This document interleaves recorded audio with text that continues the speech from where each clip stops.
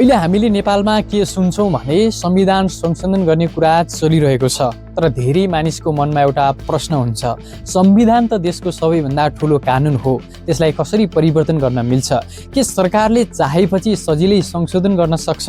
वास्तवमा नेपालको संविधानले यसको स्पष्ट व्यवस्था गरेको छ, तर यो प्रक्रिया निकै गम्भीर र सजिलो भने छैन। सबैभन्दा पहिले बुझ्नुपर्ने कुरा के हो भने संविधान संशोधन कुनै व्यक्ति वा एउटा पार्टीले चाहेर मात्र हुँदैन। यसको प्रस्ताव सङ्घीय संसदमा विधेयकका रूपमा दर्ता गर्नुपर्छ। यो प्रस्तावमा कुनै संसदले पनि ल्याउन सक्छ वा सरकारले पनि ल्याउन सक्छ। जब प्रस्ताव संसदमा दर्ता हुन्छ त्यसपछि त्यसबारे सांसदहरू बीच छलफल सुरु हुन्छ। किन संशोधन गर्नुपर्छ, के परिवर्तन गर्न खोजिएको हो, त्यसले देशलाई कस्तो असर गर्छ, यी सबै विषयमा बहस हुन्छ। तर यहाँ एउटा महत्त्वपूर्ण नियम छ, संविधान संशोधन पारित गर्न सामान्य कानुन जस्तो साधारण बहुमत मात्र पुग्दैन। यसका लागि संसदमा 2/3 बहुमत चाहिन्छ। सरल भाषामा भन्नुपर्दा संसदमा रहेका धेरैजसो सांसदले समर्थन गर्नुपर्छ। यदि पर्याप्त मत पुगेन भने संशोधन प्रस्ताव पास हुँदैन। यही कारणले गर्दा संविधान संशोधन गर्न नेपालमा धेरै पटक राजनीतिक सहमति आवश्यक पर्छ। अर्को रोचक कुरा के हो भने यदि संविधान संसदले प्रदेशको अधिकार, सिमाना वा संघ र प्रदेशको सम्बन्ध जस्ता विषयलाई असर गर्छ भने त्यो प्रस्ताव प्रदेश सभामा पनि पठाउनुपर्छ। त्यसपछि देशका प्रदेश सभामध्ये कम्तीमा आधाले त्यसलाई अनुमोदन गरेपछि मात्र संशोधन लागू हुन्छ।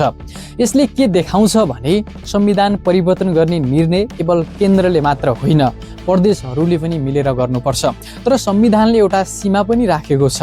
संविधान संशोधन गर्दा नेपालको सार्वभौम सत्ता, राष्ट्रिय स्वतन्त्रता, भौगोलिक अखण्डता र जनताको अधिकार जस्ता आधारभूत कुरा कमजोर बनाउने गरी संशोधन गर्न पाइँदैन। अर्थात् संविधानको मूल आधारलाई नै बदल्ने प्रयास स्वीकार्य हुँदैन। यसरी हेर्दा संविधान संशोधन सम्भव त छ, तर यो सजिलो काम भने होइन।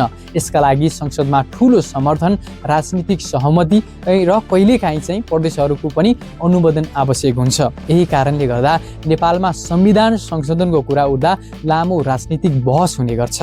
अहिले पनि देशमा धेरै मानिसहरू भन्छन् समयसँगै संविधानमा केही सुधार आवश्यक छ, तर अर्कोतर्फ केहीले भन्छन् बारम्बार संविधान परिवर्तन गर्ने प्रयास गर्दा देशमा स्थिरता कमजोर हुन्छ। त्यसैले संविधान संशोधनको विषय नेपालमा सधैँ ठुलो राजनीतिक बहसको विषय बन्दै आएको छ। अन्त्यमा एउटा सामान्य नागरिकको रूपमा हामीले हेर्दाखेरि अथवा सोच्नु पर्दाखेरि चाहिँ प्रश्न यही हो, संविधान संशोधन वास्तवमै देश उद्धारका लागि गरिन्छ कि कहिलेकाहीँ राजनीतिक फाइदाका लागि मात्र? यसको उत्तर भने भविष्यको राजनीति र नेताहरूको निर्णयले हामीलाई दिलाउनेछ।